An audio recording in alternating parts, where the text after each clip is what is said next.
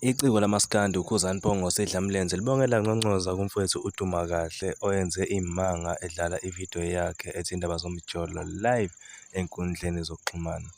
UKhuzani ubonge wanconcoza ekhombisa injabulo uzawubhala ngisho ipost ekhulumayo futhi uyabona ukuthi nje le post le ubejulile nje eyibhala yena uKhuzani. Ubhalile-ke uKhuzani ukuthi lento eyenziwe insizwa ayijwayelekile ngoba umuntu uma umsizwa ngesinye isikhathi ugcine eseyisitha. Lokho-ke into nje esiphila nayo emhlabeni.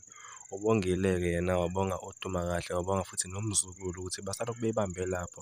Akaze kube na-beef phakathi kwabo, akaze kube khona nje into nje ebaphazamisayo ubudlelwano babo. Busalokhu nje bumi ngomumo futhi nje busa-right. Into emjabulisa kakhulu-ke yena uKhuzani i-support nje akayithola kwelinye iciko. Okuyimvela kancane-ke leyo njengoba bese kubalulile lokho kuyi-post ukuthi akujwayelekile ukuthi umuntu uma kade umsiza aphinde naye futhi akusiza.